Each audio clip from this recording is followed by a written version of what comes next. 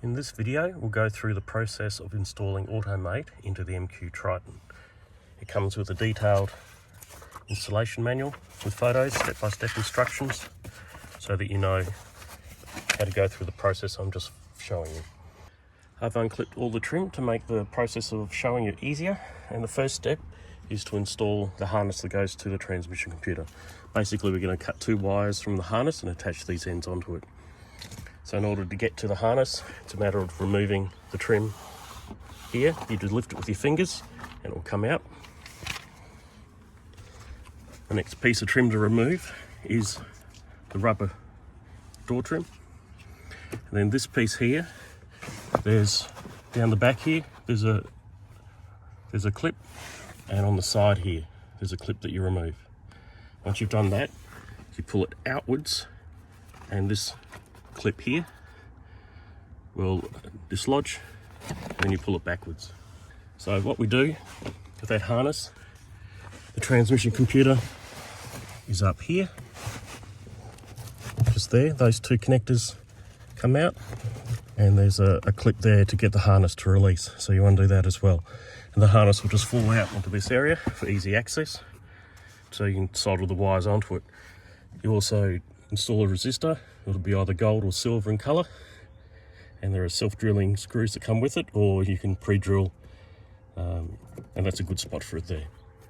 So once that harness is in place, the next step is we're going to be removing all of this trim and the console in order to get to a connector down the bottom there, which will connect up to this shift lever. So first step is you need to move it out of park. You can do that by just grabbing a biro, you push down the shift lock lever, and while it's down you pull it across and put it into the centre. Next step is to take off the gear knob, just unscrews. And then this piece of trim here is the first bit of trim to take off. It's quite firm. You can see there are 4 clips, there's a white clip there and there. And I strongly recommend you use a trim removal tool of the like to gently get underneath and just prise it up on each side. And then get your fingers under it and then undo those top 2 clips. I found these clips here to be very tight. So that then just comes off. The surround here unclips. There are little clips there and there on each side, so that will come off. And then these bits of trim are held in place by screws that are in these locations.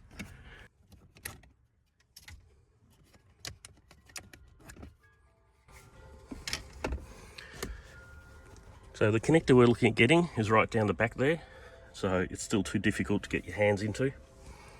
So the next step is to remove this console here. So lift it up, grab it with your thumb or your fingers at this position and just lift it upwards, and you'll see there are 2 clips there, and then it'll come out. Now there is underneath here, there is a connector which is disconnected at the moment. That came off the 4-drive select lever, so don't forget to take that off. Alright, the next step is to pull out the center console. Now there are 2 clips under here which you lift up. The bolts are out, and then the entire piece lifts out. With the console removed, you then need to take this connector, which doesn't actually connect to anything.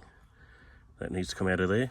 And I should have mentioned that there is power to the 12-volt socket in the console, which needs to be removed. Then there are 2 screws, and there are 2 little plastic clips there. With these ones you push in and then pull them out. And then this entire assembly here just neatly comes out.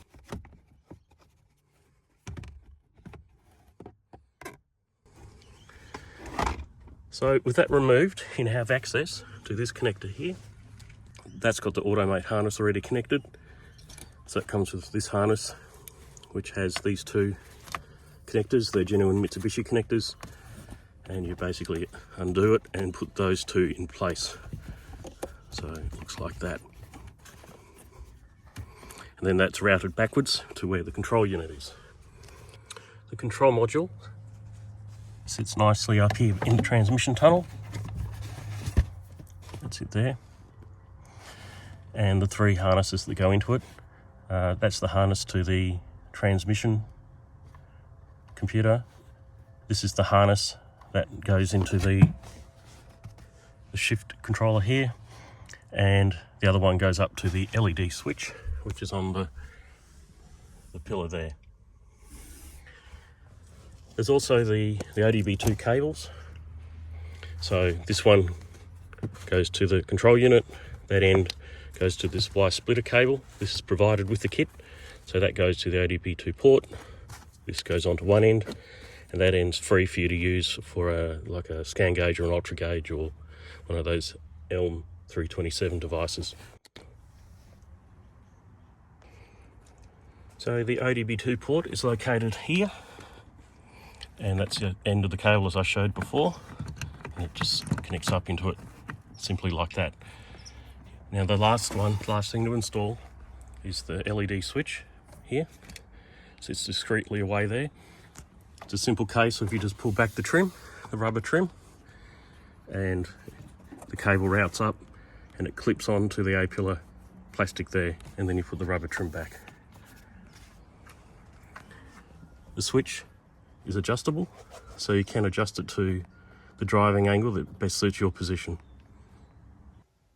Now before the installation started, you would have disconnected the battery. That's now been reconnected, and the last step is to run the self-diagnostics.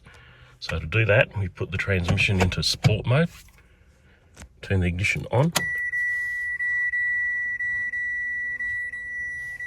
and then press and hold the LED button for 5 seconds.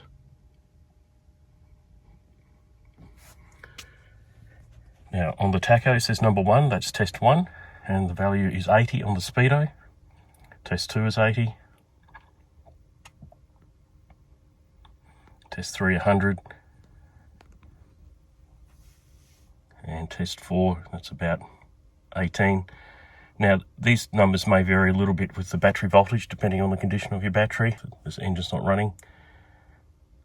And there it'll finish. So all those values were good, and it's passed. Turn the ignition off. And that completes the setup process and installation for Automate.